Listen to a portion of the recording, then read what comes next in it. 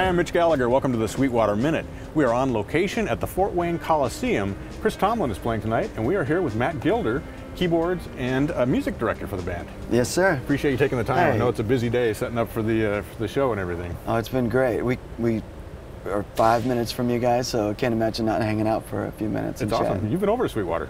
Oh, just recently, a couple months ago. Yeah. The whole band over there, like some kids at Toys R Us for 2 days. We had a blast. Oh, it was great having you guys come over. Yeah, great. Thanks for letting us come over and intrude on your setup here. Man, no intrusion at all. You guys are half the stuff up here is from you guys, so you might as well come up and take a peek how we're doing it. Yeah, we'll take a tour of this. But you're a long way from Beaumont, Texas.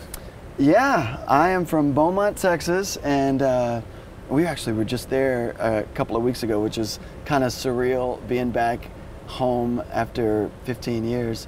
But a little town in Texas, nobody has heard of it unless you've been on I-10 right there. Right. So I usually say, I'm from Houston area, which isn't quite true because Beaumont's got a total population of about, I don't know what they're up to, but it's not much. Right. One music store. Yeah, that's where I hail from. That's awesome. How'd you get started playing keyboards? I got into classical lessons when I was 5 years old and wanted to like crazy for about 5 minutes and then bailed on it. But my mom and dad were like, look, we bought you a piano, you're not gonna quit. So at least stick it out a couple of years. So I'd play until recital time each year. And they made me sign, they were brilliant. They made me sign a contract every year to do it one more year. There was a little thing they drew up. Nice. And I wasn't very bright as a child, evidently, because they would do it right after recital time. So I felt like I did okay at recital. Hey, we'll sign up for another year. Right. That lasted until I was 12. And so took classical lessons until 12. And then they let me quit, play football, play baseball, do all the things that were gonna break my hands. Right. And when I was 16, my youth pastor suckered me into playing for just a little time of like ministry after, you know, they had given this message, and she was like, why don't you just come up and play a little bit of pretty music? I've heard you tinker before. And that started the ball rolling, man. Yeah. I was scared to death, sweating bullets, but I did it, and that got me hooked. So played for my church until I was 18, and then they had me they called it band leader, which back then meant basically like cleaning the choir closet and cleaning up after the band, and writing charts. And so I got an amazing opportunity to learn a ton of songs. I mean, we were doing 4 new songs a week sometimes. Right. So it was like crash course going into college, writing charts, and having to learn a ton of different music. So yeah, church. When I look back at being involved in a local church at a young age, that was critical for what I'm doing now. Obviously, it helps because we lead worship, and I got started doing that really, really early. Yeah, sure. So did you go to school then? Did you go to study music? Or? For a year and a half, went to music school. There's a great little college down there, Lamar University. Great classical program. If you're going to teach or you're going to play in an orchestra, something like that, amazing. I wasn't going to do either. I like the idea of teaching, but I sure wasn't going to play in an orchestra. So about a year and a half in, my piano proficiency teacher came to me. She heard me playing in a little recital room, skipping class actually. I did that a lot. I'd cut the classes I didn't want to go to. If anybody's listening to this, don't take my advice on go to class. Go to class, you're paying for it. I'd cut classes and I would sit there and play for hours with the metronome, with the little drum machine. She stuck her head in one day and she knew I had not gone to class. And she actually said, she's like, why don't you like move to New York or move to California, move to Nashville? And she's like, you know, try your hand at maybe performing live, because I don't think school's working out for you. So thank you, Mrs. Hale, for that. It was actually great advice. At the time I was kind of taken aback, like, what are you talking about? Like, I could do this, I could cut. She just saw me on the 7-year plan probably for college. And so it was actually a lot of wisdom.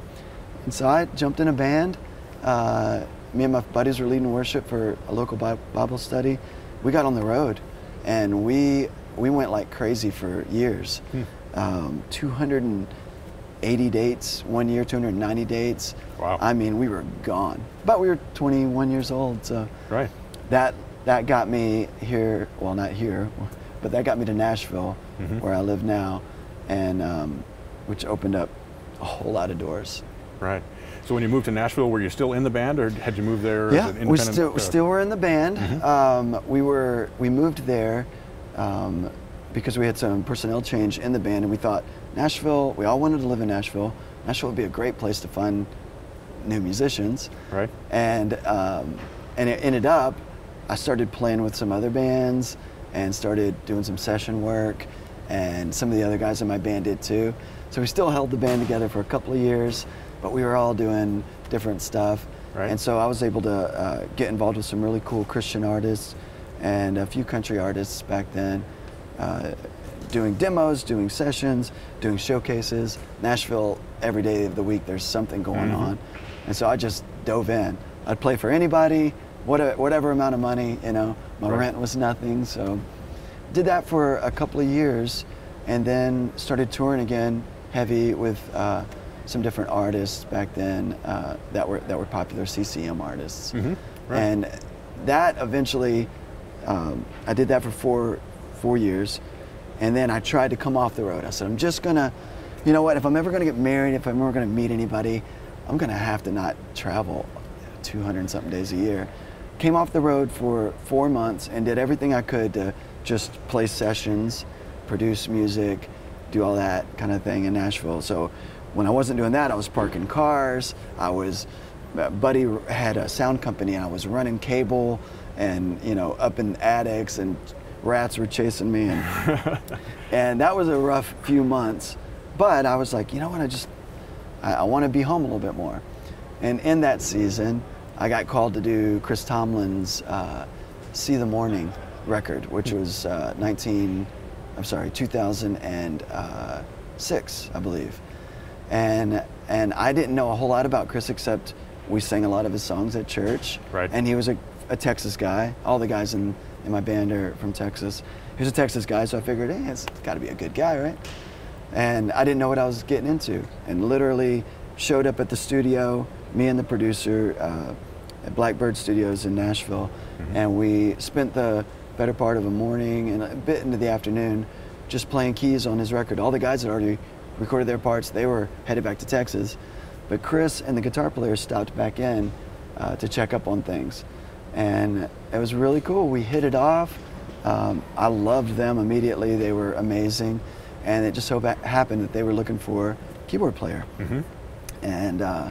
And lo and behold, there I was. There you were. So got off the road for 6 months, jumped back up on the road. So from 07, I started officially with the band in 07, and we've been cooking ever since. Now, I guess 7 years, a little over 7 years. That's awesome. 8 years almost. 8 years, yeah. Crazy, man. So you came in as a keyboard player. Were you the MD from the start there, or did you work into that Not position? from the start. From the start, I was super happy about. They didn't know that I knew anything about computers and gizmos. All they knew is that I could play piano and B3 and do a few sounds. That's what I did on that record. Right. They were actually going for a little more organic feel back then, and so they literally, I had a piano, I had a B3, and I had a little delay box that I was running some stuff through to try to cook up something interesting on a few songs, but really stripped down. And I loved it, because the bands I'd been playing with before, I mean, we had computers out there and pads and everything, and it's a ton of fun, but for a change, I was like, God, this is awesome. I can just play piano, I can just play B3. So that lasted for 3 months, I think. And the drummer, Travis, was using an MPC, doing all the clicks and all the loops, and it was pretty minimal, but he was running all that from his situation. And I don't think he was loving doing that. And somehow he got wind, or somebody got wind of me being able to do some of this. And so they asked, hey, you think you could? And so that started the ball rolling. And and now, you know, now the whole concert, lighting, video, we used to do lyric stuff, we're not doing that right now, is triggered from these machines. Wow. And yeah, so we went from MPC to I'm back in business, twiddling knobs and doing all this stuff. Right. And I love both of it. It was a sweet few months of just playing piano. Right. But I love it. I like gear, and so this is a lot of fun. Sure. So they got to treat you right because you're like the man in charge. Oh yeah, man, I could really bomb this thing. I could really make this go south. Yeah. So as the kind of the director of all of this, how involved are you in putting the whole tour together and getting the kind of the whole thing happening? Yeah, really involved. Chris leans on me pretty heavy. We'll sit down with the songs, decide what off the records we want to do for that next tour season, and then we'll immediately dive in with the programmers, the content guys that are building some of the video stuff, and we're all sharing a Dropbox folder and bouncing ideas around and deciding what the look of the tour is going to be, and working with Christian, our lighting designer. He and I will spend days on end before the band ever gets there, just running through. He comes obviously having programmed what he thinks is awesome, right. And then he and I will sit and decide what the moments are going to look like, and then that gets cold further when Chris sits down and says, "Yeah, that's a bad idea. Let's try something else." We'll go back to the drawing board. So Chris leans on me pretty heavy for that kind of stuff, which I love. I love music. I don't know how to do video or lighting, but I love it. Right. And so it's fun to be involved. Right. How long does that process take to prep for the tour? So if we were going to start like on this tour, on Love Ran Red tour, which we're finishing up, this is the last 10 days of that. We started that tour on the 15th of February, I think. And so we were probably sitting down the middle of January. For sure, content was being bounced around, and we were talking about ideas, figuring out what we wanted it to look like. I would have probably gone to Majestic Shop, the company that provides the lighting and video and stuff. I would have probably gone up there 2 weeks before our first rehearsal. Okay. And we would have sat down for a few days. And I'm trying to remember in February, I think we probably came back and did another couple of days. But 2 or 3, 4 days, and you can usually get all that locked in. So we're sitting there literally running the tracks. I'm launching a track, and then we're watching. Actually, I probably shouldn't do this. All our lighting may go crazy if I don't turn off this empty time code. Let me do this real quick. Launching a track and then lining up the cues. So it's tedious, but the nerd part of me actually really loves that. Oh yeah. Yeah, and everything that we're doing, we used to do a lot based on MIDI cues, and so we would sit there and line up cues for the video, and when we want this to happen, this MIDI note fires, and then the video does this, and that worked great. But that was so time consuming on my part. Now I'll just stripe SMPTE.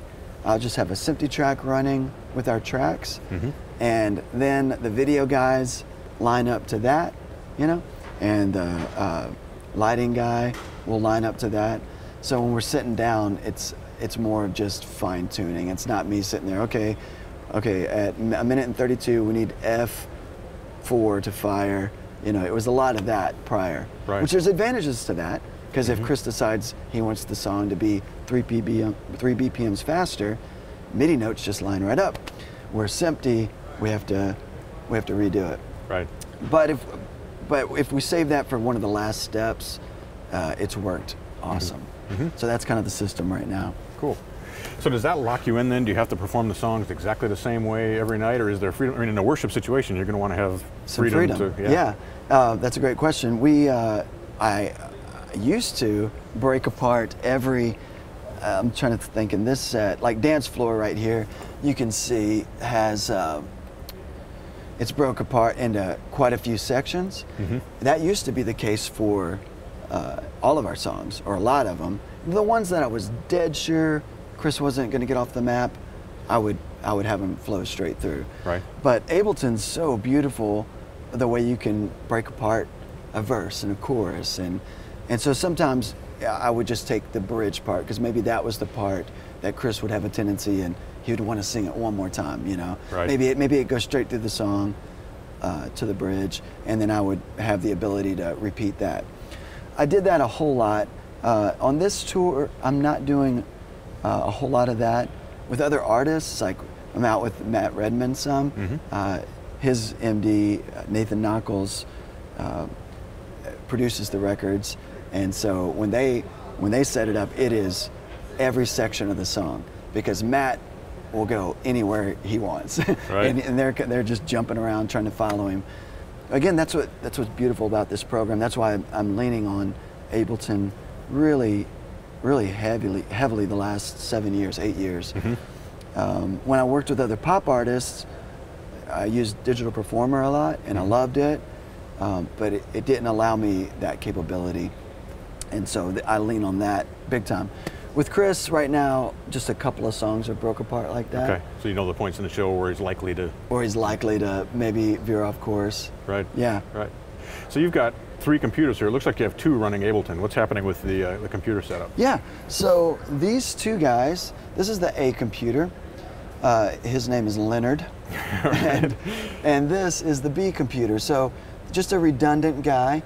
If he decides he's having a bad night, through this SW8, I'm sure you've seen these radial guys, sure, the switchers, I'm able to hit a switch right here, and it hops back and forth between those 2 computers. So if I'm cruising along on Angel Armies, for instance,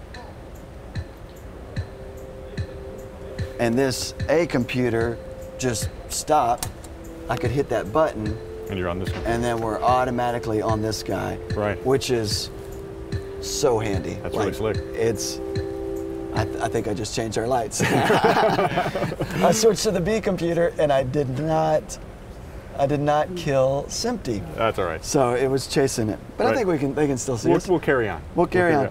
But yeah, that's you know what? I never have once, knock on, I guess that's wood in that rack.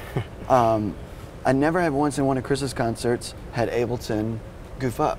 Nice. I run it pretty safe. Some people are super dangerous with it, and I run it pretty safe, but it's such a stable program. But we were in Manila, Philippines with Passion, which is a college movement that Chris and all of us are a part of. And for the first time, I had changed out interfaces. I used these Motu ultralight interfaces. Right. And I had just bought a new one I was excited about and hadn't even tested it. Threw it in the bag, brought it to the Philippines. Don't ever do that, you know? But I did. Brought it to the Philippines, and something got goofy with some setting. Right. I can't even remember now. And I had a glitch happen on like the second song of the night. And the band is great, you know, it glitched in the intro. My tech buddy, friend, here's our lighting. Yeah. He came and bailed me out. Right. Restarted it. But up until that point, for 6 years, I'd never used a redundant system. I just trusted it that much. And maybe I was that crazy. But after that, Chris wasn't even out in the Philippines. It was another worship leader, but Chris got word. And he was like, so how does that never have to happen in our show? I said, well, buddy, we can get a computer, we can get an SW8, and get a second little, you know, ultralight, and we don't have to worry about it. Right. So it's just insurance. But again, this whole tour, I haven't had to click it, but it's there. Right. So yeah. Yeah, nice to have that backup. And then this middle computer is Mainstage. And so it's got all of the, like the B3s, some of the synths, which volumes are turned down now. A lot of the pads, the kind of atmospheric little guys. Right. I use this little Roland A500, which has just been a gem for me because of all the buttons and knobs, and it actually plays really good for a couple $300. I can't remember what it costs now, but right. I stretched this thing out. So it does program changes inside of Mainstage with just the pads, and I'm using some of these little pads over here as well to bounce around. Does program changes, and like, for instance, a sound like like this, which I'll use on. Sometimes I'll get something like that going. I'll push the little latch button. I'll latch that guy in Mainstage, and then I'm able to play over that and don't have to think about it. I can roll off some of the low end of that to where, like, high pass it, you know? Yeah, right. Or I can low pass it.